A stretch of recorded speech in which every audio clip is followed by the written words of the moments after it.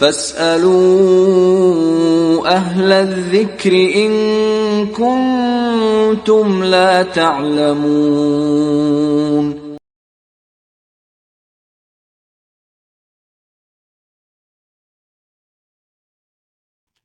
اس دین کے متعلق اس دنیا میں ہمیں علم حاصل کرنا ہے، اس دین پر اس دنیا میں ہمیں عمل کرنا ہے، اور عمل بغیر علم کے ممکن نہیں ہے۔ اس لیے سلف صالحین سے منقول ہے، مثلا امام احمد بن حنبل رحمہ اللہ فرماتے ہیں کہ اگر کسی بندے کی نیت خالص رہے، اخلاص کے ساتھ اگر وہ دین کا علم حاصل کرتا ہے، اللہ کی عبادت کیسے کرنی ہے اس چیز کا علم حاصل کرتا ہے، عالم دین کے پاس جاتا ہے اور اس سے ان مسائل کو سیکھتا ہے، تو اس سے بہترین عبادت دنیا میں کوئی دوسری عبادت نہیں ہے۔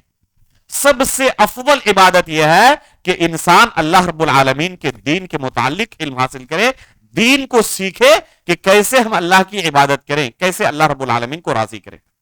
یہ سب سے افضل عبادات میں سے ہے۔ امام مالک رحمہ اللہ سے منقول ہے، ان کے درس میں کوئی طالب علم بیٹھا ہوا تھا اور ایک وقت کے بعد نفلی نماز پڑھنے کے لیے درس سے اٹھ کر جانے لگا، تو ان کو بلا کر کہا لست الذی انت فیہ اہون من الذی تذهب الیہ، جس عبادت میں آپ پہلے سے تھے یہ عبادت اس عبادت سے ذرہ برابر بھی کم نہیں ہے جس عبادت کے لیے آپ جا رہے ہیں۔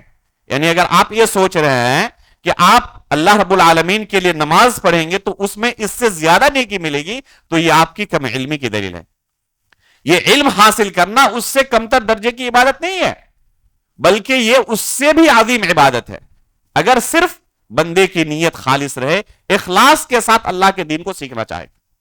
اگر حقیقت میں یہ کتنی عظیم عبادت ہے ایک بندہ جان لے تو ہر چیز اس کے لیے آسان ہو جائے گی، چاہے دنیا کی مشغولیت ہو، چاہے رزق کمانے کی مشغولیت ہو، چاہے دوسری مشغولیات ہو، ہر چیز اسے ہیچ نظر آئے گی اور دین کو سیکھنے کے لیے کسی نہ کسی طرح وقت نکال لے گا۔ امام بخاری رحمہ اللہ نے، اسی طرح امام مسلم رحمہ اللہ نے عمر فاروق رضی اللہ تعالیٰ عنہ اور ان کے ایک پڑوسی کا قصہ بیان کیا ہے۔ صحیح بخاری کے اندر بھی یہ واقعہ ہے، صحیح مسلم کے اندر بھی واقعہ ہے۔ فرماتے ہیں کہ میں نے اپنے پڑوسی کے ساتھ باری مقرر کر لی تھی، چونکہ ہمیں گھر بھی دیکھنا ہے، دنیا داری میں بھی مشغول رہنا ہے، رزق بھی کمانا ہے، اپنے بچوں کو حلال روزی بھی دینا ہے، تو ہمیشہ اللہ کے رسول کے پاس دین سیکھنے کے لیے ہم نہیں رہ سکتے، ہمیں دنیا بھی دیکھنا ہے اور ساتھ میں دین بھی سیکھنا ہے۔ تو ایک اس کا اچھا طریقہ میں نے یہ نکالا، اپنے پڑوسی کے ساتھ باری مقرر کر لی، ایک دن آپ اللہ کے رسول کے پاس رہیں گے اور میں گھر بار دیکھوں گا، آپ کا بھی کوئی کام ہوگا تو میں اسے کر دیا کروں گا، اور دوسرے دن میں اللہ کے رسول کے پاس رہوں گا، آپ گھر بار دیکھیں گے۔ اس سے ہوگا کیا، جس دن آپ اللہ کے رسول کے پاس رہیں گے اس دن میری حدیثیں چھوٹ جائیں گی، اللہ کے رسول نے کیا شریعت کے متعلق نئی چیزیں بیان کی ہیں میں محروم نہ ہو جاؤں گا، تو آپ سے سن لوں گا کہ اللہ کے رسول نے کیا کچھ بیان کیا۔ غور کریں، اس زمانے میں آج کی طرح ٹیپ ریکارڈر نہیں تھا، آج کی طرح انٹرنیٹ اور یہ نعمتیں موجود نہیں تھی کیمرے وغیرہ کی کہ ویڈیو کر سکے، ریکارڈنگ کر سکے، بعد میں سن لیں، لیکن جو میسر تھا ان کے سامنے اسے انہوں نے استعمال کیا اس علم کو محفوظ کرنے کے لیے۔ اللہ رب العالمین کی شریعت اللہ کے رسول سکھانے کے لیے آئے ہوئے ہیں، روزانہ ہر وقت اللہ کے رسول صلی اللہ علیہ وسلم اللہ کی شریعت سکھا رہے ہیں، دین سکھا رہے ہیں، لیکن بہت سارے اوقات میں ہم حاضر نہیں ہو پاتے، یہ دین کا سیکھنا ہم سے چھوٹ رہا ہے۔ اس کے لیے دیکھیں کہ کس طرح وہ تدبیر کر رہے ہیں تاکہ کسی بھی طریقے سے دین سے ہم دور نہ رہیں۔ یہ حرص کیا ہمارے اندر موجود ہے؟ سلف صالحین کے قصے اگر آپ پڑھیں اس سلسلے میں تو آپ دنگ رہ جائیں گے، اور ان کے ساتھ اگر مقارنہ کریں تو حقیقت میں اگر ضمیر زندہ ہو تو اپنے آپ کو ملامت کرنے کے سوا کوئی دوسرا راستہ نہیں ہوگا۔ صحابہ اکرام کے قصے پڑھے یا تابعین کے قصے پڑھے، ان کے بعد آنے والے علماء کے قصے پڑھے، بلکہ آج کے زمانے میں بھی بے شمار ایسے قصے آپ کو مل جائیں گے کہ کیسے دین سیکھنے کے لیے بہت سارے لوگوں نے اپنے آپ کو وقف کر دیا ہے اور کتنی مشقتیں برداشت کرتے ہیں، کیونکہ انہیں پتا ہے کہ یہ سب سے افضل عبادات میں سے ہے۔ ایک صحابی کا قصہ صحیح بخاری کے اندر موجود ہے، عقبہ بن حارث رضی اللہ تعالیٰ عنہ، یہ ابھی تک مکے میں تھے، اللہ کے رسول ہجرت کر کے مدینہ آ چکے ہیں، بہت سارے صحابہ اکرام کمزوری کے سبب، بہت سارے اسباب کے میسر نہ ہونے کی وجہ سے ابھی تک مکہ میں تھے، جنہیں اللہ رب العالمین نے معذور قرار دیا ہے، یہ اب تک مکہ میں موجود تھے۔ فرماتے ہیں کہ ایک دن ایک خاتون ہمارے گھر آئی اور آ کر کہہ رہی ہے کہ میں نے آپ کو اور آپ کی بیوی دونوں کو میں نے دودھ پلایا ہے۔ اگر اس خاتون کی بات سچی نکلی تو یہ دونوں رضائی بھائی بہن ہو جائیں گے، اور جس طرح اپنے بھائی بہن سے شادی جائز نہیں ہے، اس طرح رضائی بہن سے بھی شادی حرام ہے، جائز نہیں ہے۔ اللہ کے رسول کی صریح حدیث ہے، صحیح حدیث ہے کہ جس طرح نسب کے رشتے حرام ہوتے ہیں، اسی طرح رضاعت کے رشتے بھی حرام ہوتے ہیں۔ اس سبب سے بھی، رضاعت کے سبب سے بھی ایسے خاتون سے رشتہ جائز نہیں ہے جو رضاعی طور پر بہن ہو۔ تو اگر اس خاتون کی بات سچی نکلی تو اس خاتون کے ساتھ، جو کہ میری بیوی تھی، عقبہ بن حارث رضی اللہ تعالیٰ عنہ فرماتے ہیں کہ اس کے ساتھ اب آگے زندگی گزارنا جائز نہیں ہوتا میرے لیے۔ میں نے کہا اس خاتون سے کہ مجھے تو کچھ یاد نہیں، اور نہ گھر والوں نے کبھی ذکر کیا کہ میں نے کسی دوسری خاتون کا بھی کوئی دودھ پیا ہے۔ یہ اپنے سسرال گئے، یحاب رضی اللہ تعالی ابنت یحاب آیا ہے کہ یحاب کی لڑکی سے ان کی شادی ہوئی تھی۔ سسرال جانے کے بعد ان سے پوچھ رہے ہیں کہ کیا آپ لوگوں کو پتا ہے کہ آپ کی بیٹی نے کسی کا دودھ پیا ہے؟ وہ بھی کہتے ہیں کہ ہمیں کچھ پتا نہیں ہے، خود انہیں پتا نہیں، نہ ان کے گھر والوں کو کچھ پتا ہے۔ قرآن ان کے سامنے موجود تھا۔ اگر آج کے لوگ ہوتے، اگر اپنے ساتھ، ہمارے ساتھ یہ معاملہ پیش آتا تو خود اپنے آپ کو اس مقام پر رکھ کر غور کر کے ہم کتنی محنت کرتے اس مسئلے کو جاننے کے لیے۔ ایک علمی مسئلہ، ایک شرعی مسئلہ اگر ہماری زندگی میں پیش آتا ہے تو ہم اسے حل کرنے کے لیے کتنی محنت کرتے ہیں۔ زیادہ سے زیادہ اپنے گاؤں کے لوگوں یا اپنے آس پاس کے علماء سے زیادہ سے زیادہ پوچھ لیتے ہیں۔ اگر زیادہ اور تکلیف اٹھائی، کسی سے فون پر پوچھ لیا، اگر انہوں نے جواب دیا تو ٹھیک، ورنہ کبھی سفر کر کے کسی کے پاس جائیں اور اس کے پاس جا کر علم حاصل کریں اور ایک مسئلے کے متعلق پوچھیں۔ آج کی تاریخ میں ایسا نہیں کہتا کہ یہ مثالیں موجود نہیں ہیں۔ ابھی چند دن پہلے میرے ساتھ خود ایک واقعہ پیش آیا۔ ایک صاحب دلی سے آئے صرف ایک مسئلہ اپنے تعلق سے پوچھنے کے لیے۔ چند دنوں پہلے انہوں نے فون کیا کہ میں آپ کے پاس ایک مسئلے کے لیے آنا چاہتا ہوں، فون پر بیان کرنا ممکن نہیں ہے۔ میں نے کہا کہ ٹھیک ہے آ جائیں۔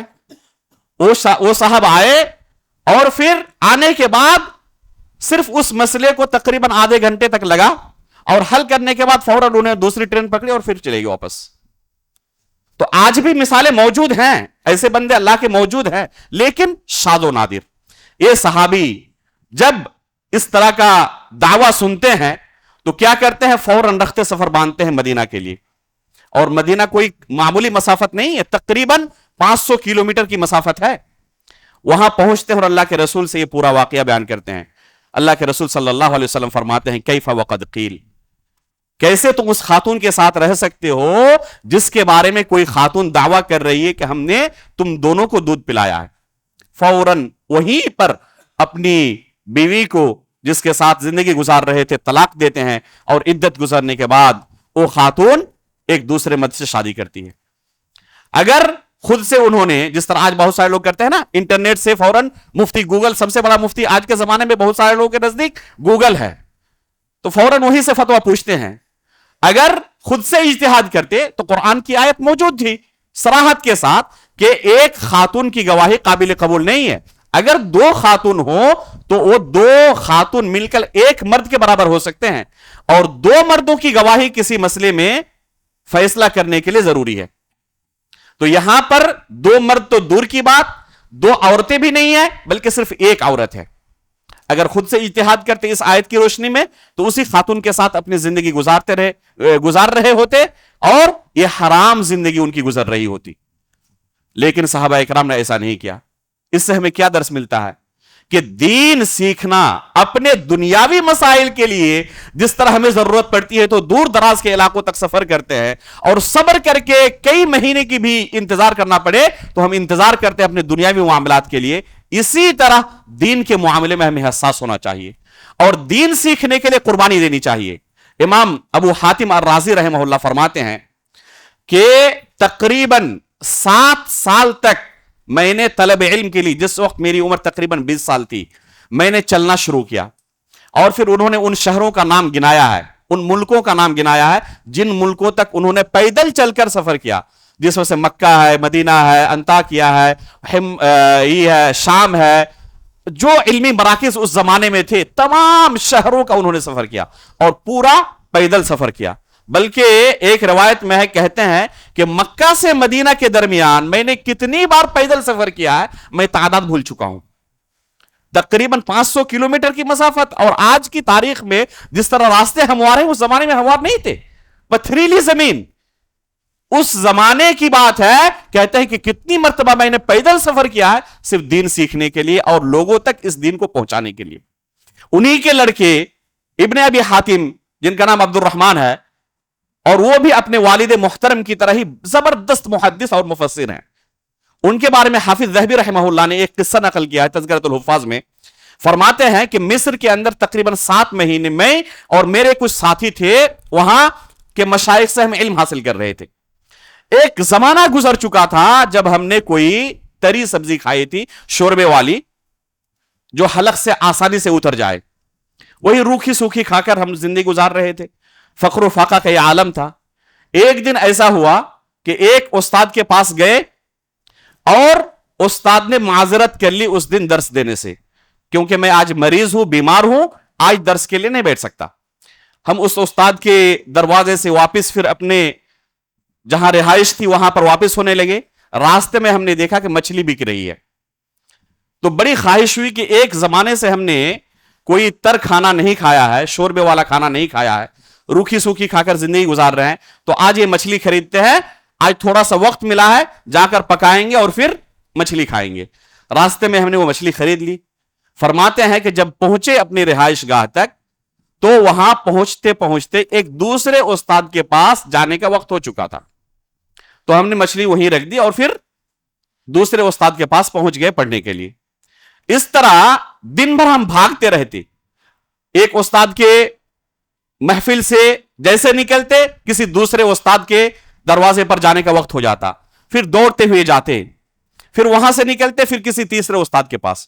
اس طرح دن بھر ہم دین سیکھتے رہتے تھے، علم حاصل کرتے رہتے تھے، یہاں تک کہ تقریباً 3 دن گزرنے کے بعد ہمیں لگا کہ اب مچھلی سڑ جائے گی، تو ہم نے اسے کچا ہی کھا لیا۔ پکانے کی فرصت نہیں تھی، اس مچھلی کو ہم نے کچا ہی کھا لیا۔ اس طریقے سے ہمارے سلف صالحین نے زندگی گزاری ہے، اور دین سیکھنا ان کے لیے اتنا آسان تھا۔ تو حقیقت میں یہ دین سیکھنا کتنی عظیم عبادت ہے۔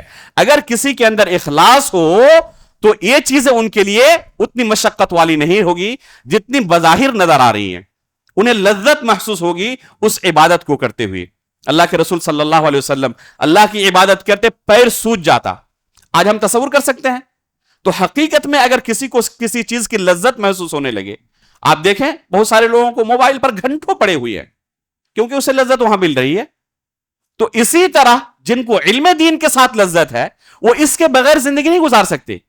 اللہ کے رسول صلی اللہ علیہ وسلم کی حدیث ہے، فرماتے ہیں مجتمع قوم فی بیت من بیوت اللہ یتلون کتاب اللہ ویتدارسونہ فیما بینہم الا نزلت علیہم السکینہ وغشیتہم الرحمہ وحفتہم الملائکہ وذکرہم اللہ فی من عندہ، کہ اگر کچھ لوگ اللہ کے گھر میں بیٹھ کر کتاب اللہ کا دراسہ کرتے ہیں، یعنی قرآن مجید کو سیکھتے ہیں کہ اس میں اللہ رب العالمین نے ہمارے لیے کیا پیغام رکھا، یہ اللہ رب العالمین کی طرف سے ہمارے لیے پیغام ہے، تو اللہ تعالیٰ نے کیا ہمارے لیے یہ پیغام دیا ہم سیکھیں۔ اگر کچھ لوگ اس طرح اللہ کے کسی گھر میں بیٹھتے ہیں، سیکھتے ہیں، تو اللہ رب العالمین کی طرف سے ایسے لوگوں پر سکینت نازل ہوتی ہے، فرشتے ان کو ڈھانپ لیتے ہیں، اور اللہ رب العالمین اپنے مقرب فرشتوں کے درمیان ان کا تذکرہ کرتے ہیں۔ فرشتے کہتے ہیں کہ اللہ رب العالمین اس مجلس میں بعض لوگ ایسے بھی ہیں جو حقیقت میں دین سیکھنے نہیں آئے ہیں، کسی مقصد کے تحت آئے تھے اور اپنے اس مقصد کے تحت بیٹھے ہوئے ہیں، حقیقت میں وہ سیکھنے کے لیے نہیں آئے ہیں۔ تو اللہ رب العالمین جواب دیتے ہوئے کیا کہتے ہیں، ہم القوم لا یشقی بہم جلوسہم، یہ اتنے نیک لوگ ہیں کہ ان کے ساتھ بیٹھنے والا بدبخت نہیں ہو سکتا۔ تو ان کے ساتھ بیٹھنے والا بھی جو حقیقت میں دین سیکھنے نہ آیا ہو، اس کے لیے بھی اللہ رب العالمین کا رحم و کرم دیکھیں کہ اللہ رب العالمین ایسے لوگوں کا اپنے فرشتوں کے درمیان تذکرہ کرتے ہیں۔ اس لیے میرے بھائیوں اس کو غنیمت سمجھیں. آج اللہ کے فضل و کرم سے سلف صالحین کے زمانے میں جتنا مشکل تھا دین کو سیکھنا، آج اللہ کے فضل و کرم سے اتنا مشکل نہیں رہ گیا. بے شمار نعمتوں میں سے ایک نعمت یہ ہمیں میسر ہوئی ہے کہ دین کا سیکھنا ہمارے لیے نہایت آسان ہو گیا ہے. دور دراز کے علاقوں میں رہنے والے علماء سے بغیر سفر کیے ہم آج علم حاصل کر لیتے ہیں. انٹرنیٹ کے ذریعے ان کے دروس میں اگر ہم چاہیں بیٹھ سکتے ہیں. بلکہ کتنی بڑی نعمت ہے، سلف صالحین کے زمانے میں یہ تصور نہیں تھا. یہ تصور نہیں تھا کہ کوئی استاد آئے لوگوں کو دین سکھانے کے لیے، پڑھانے کے لیے. بلکہ یہی تصور تھا کہ اگر ہمیں سیکھنا ہے تو ان کے پاس سفر کر کے جانا ہے. امام ابن حبان رحمہ اللہ یہ آپ کے بر صغیر کے ہی تھے، افغانستان ان کا گھر تھا. تقریباً 28 سال عمر ہو جانے کے بعد ان کو ہوش آیا کہ مجھے بھی پڑھنا لکھنا چاہیے. ان کے والدین نے ان کے پڑھنے لکھنے کا اہتمام نہیں کیا تھا جیسے کہ روایت کے اندر ملتا ہے. اس کے بعد انہوں نے محنت کرنا شروع کیا. جہاں بھی علماء اکرام اس زمانے میں موجود تھے، جو علم کے مراکز تھے، آج کی تاریخ میں اگر ان شہروں کا نام آپ گنے تو پائیں گے تقریباً 10-15 ملکوں کا انہوں نے سفر کیا ہے. جہاں بھی علماء کے بارے میں سنا کہ وہاں پر کوئی عالم دین موجود ہے اور ان کے پاس حدیث رسول موجود ہے، وہاں سفر کر کے گیا اور وہاں سے انہوں نے علم حاصل کیا. اور اس کے بعد ان کی جو کتاب ہے صحیح ابن حبان کے نام سے معروف ہے، حدیث کا ایک ضخیم ذخیرہ انہوں نے جمع کیا. امام بقی بن مخلد کا قصہ پڑھے، حافظ ذہبی رحمہ اللہ نے اس قصے کو بیان کیا ہے سیار اعلام النبلاء کے اندر. فرماتے ہیں بقی بن مخلد رحمہ اللہ اندلس سے پیدل چل کر آ رہے ہیں بغداد. اندلس اور بغداد کے درمیان کی مسافت کوئی معمولی مسافت نہیں ہے، تقریباً 5000 کلومیٹر سے زیادہ ہی ہے. 5000 کلومیٹر سمجھ رہے ہیں آپ؟ یعنی پورے ہندوستان کا چکر لگا لیں آپ تب بھی ایک طرف سے دوسرے طرف تک 5000 کلومیٹر شاید نہ پہنچے. 5000 کلومیٹر تقریباً سفر کر کے پیدل آ رہے ہیں. کہتے ہیں کہ جب میں بغداد کے قریب پہنچا تو وہاں پر آ کر مجھے خبر ملی کہ امام احمد بن حنبل رحمہ اللہ کو خلق قرآن کے مسئلے میں جو مشہور فتنہ اٹھا تھا اس زمانے میں کہ قرآن کو جو بھی مخلوق نہیں اقرار کرتا اسے سزا دی جاتی. یہ کفری عقیدہ ہے. امام احمد بن حنبل رحمہ اللہ ثابت قدم رہے اور انہوں نے اس کفری عقیدے کو اپنی زبان سے کہنا قبول نہیں کیا، جس کی بنا پر انہیں سخت سزائیں دی گئیں.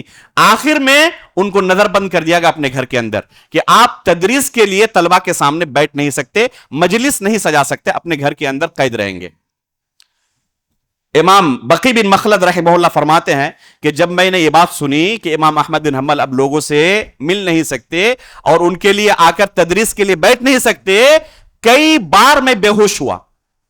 بے ہوش ہونے کے بعد ہوش آتا، پھر وہی مصیبت ذہن میں آتی کہ اتنے دور سے اتنے زمانے سے میں سفر کر کے آ رہا ہوں جس مقصد کے لیے، وہ مقصد میرا فوت ہو گیا. آپ خود غور کریں، اگر آپ پیدل یہاں سے چل کر دلی گئے ہوں اپنے کسی سرکاری کام کے لیے اور وہاں جا کر آپ کو پتا چلے کہ ایک کاغذ لانا میں نے بھول گیا گھر سے اور جس کے بغیر میرا کام نہیں ہو سکتا، دوبارہ جانا پڑے گا، تو آپ کو کیا تکلیف ہوگی؟ تو جس مقصد کے لیے اتنے زمانے سے پیدل چل کر آ رہے ہیں وہ مقصد ان کا فوت ہو گیا. کہہ رہے ہیں کہ بار بار میں بے ہوش ہوتا، پھر ہوش آتا، پھر بے ہوش ہو جاتا. پھر اس کے بعد میں نے لوگوں سے پوچھا امام احمد بن حنبل رحمہ اللہ کا گھر کہاں ہے؟ لوگوں نے کہا کہ فلاں جگہ امام احمد بن حنبل رحمہ اللہ کا گھر ہے. میں نے دستک دی دروازے پر، امام احمد خود نکلے باہر. اس کے بعد میں نے اپنا پورا قصہ انہیں سنایا. سن کر فرماتے ہیں امام احمد بن حنبل کہ آج کی تاریخ میں میرے لیے درس و تدریس کے لیے بیٹھنا ممکن نہیں ہے. البتہ اس کا ایک طریقہ ان دونوں نے مل کر نکالا. امام بقی کہتے ہیں کہ میں نے امام احمد کے سامنے ایک درخواست رکھی کہ اگر آپ اجازت دیں تو روزانہ آپ کے دروازے پر میں آؤں گا فقیر کے بھیس میں. دروازہ کھٹکھٹاؤں گا، آپ باہر نکلیں اور میرے ہاتھ میں کچھ جس طرح فقیر کو دیا جاتا ہے رکھ دیں اور اس طرح 2-4 قدم میرے ساتھ چلیں اور اسی درمیان 1 حدیث 2 حدیث جتنا ممکن ہو مجھے سنا دیا کریں. کہہ رہے ہیں کہ اس طرح سے ایک زمانے تک امام احمد کے ساتھ انہوں نے علم حاصل کیا اور تقریباً 300 حدیثیں انہوں نے اس طرح حاصل کی. اس کے بعد امام احمد بن حنبل رحمہ اللہ سے یہ پابندی ہٹا لی گئی. جب یہ پابندی ہٹائی گئی تو جمع غفیر رہتا تھا ان کے درس میں، یہاں تک کہ آواز کو آخری شخص تک پہنچانا ممکن نہیں ہوتا تو مستملی کا استعمال کیا جاتا. یعنی ایک شخص کھڑا رہتا، وہ سنتا، پھر دوسرے اونچی آواز میں بعد والوں کو کہتا، پھر ایک شخص ایک اور مسافت پر کھڑا رہتا، اس طرح سے آخر تک آواز پہنچائی جاتی. اس کو مستملی کا طریقہ کہا جاتا ہے. تو اس زمانے میں جب بہت زیادہ ان کے پاس طلبہ کی بھیڑ ہونے لگی، امام احمد بن حنبل رحمہ اللہ بقی بن مخلد کو اپنے سامنے بیٹھاتے اور کہتے کہ حقیقت میں اگر کسی کو طالب علم کہا جا سکتا ہے تو یہ بقی بن مخلد ہیں، اور حقیقت میں وہ طالب علم تھے. تو دیکھیں کہ ہمارے سلف صالحین نے جب ان کو دین سیکھنا ہوا تو اس طرح کی مشقتیں ان کے لیے کوئی مشقت نہیں رہ گئی. آج بھی اگر ہمارے اندر جذبہ ہو، اخلاص ہو، تو یہ کوئی ہمیں مشقت نہیں لگے گی. آج علماء ہمارے مسجد میں، ہمارے گھروں میں، ہمارے شہروں میں، ہمارے اپنے علاقے میں آتے ہیں ہمیں سکھانے کے لیے، لیکن ہمارے پاس آدھا گھنٹہ 1 گھنٹہ بھی نہیں ہوتا کہ جا کر ہم خود بیٹھیں اور ان مسائل کو سیکھیں. اللہ رب العالمین سے ہم دعا کرتے ہیں کہ اللہ رب العالمین دین سیکھنے کی اس لذت کو ہمارے دلوں کے اندر جاگوزی کر دے. اللہ رب العالمین ہمارے دلوں کے اندر اخلاص پیدا کرے اور اس کا دین سیکھنا ہمارے لیے آسان کر دے. آمین. تقبل رب العالمین وصلی اللہ علیہ نبینا محمد.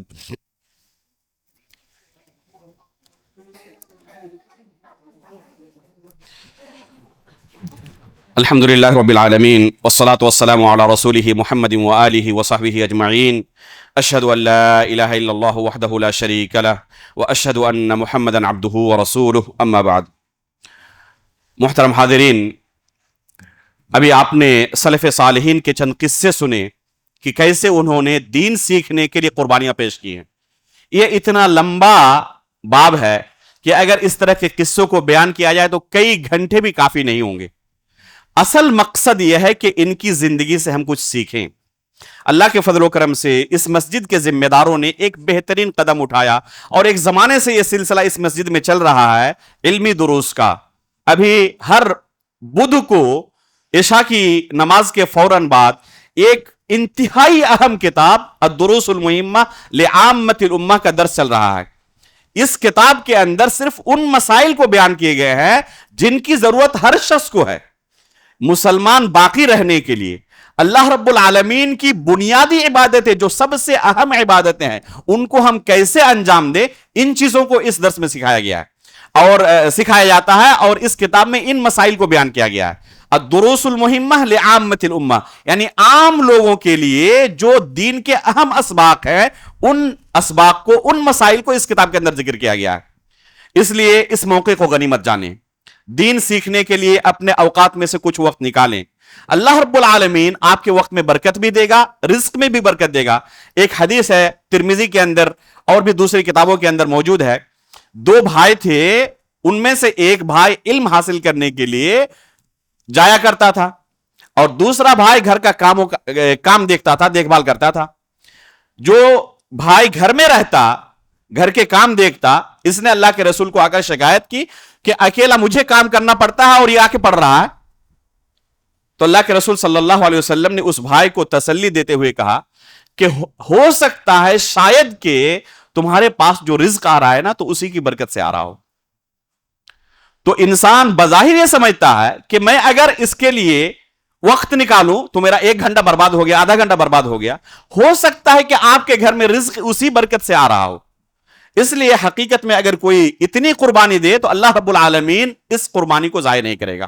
اللہ رب العالمین سے ہم دعا کرتے ہیں کہ اللہ رب العالمین ہمارے دلوں کے اندر اس طرح کا جذبہ اور اس طرح کا تڑپ پیدا کرے. اللہ رب العالمین اس کے دین کو سمجھنا، سیکھنا اور اس پر عمل کرنا ہمارے لیے آسان کر دے. آمین. تقبل رب العالمین. سبحانک اللہم و بحمدک، اشہد ان لا الہ الا انت، استغفرک و اتوب الیک. اللہم صلی علی محمد وعلی آل محمد کما صلیت علی ابراہیم وعلی آل ابراہیم انک حمید مجید.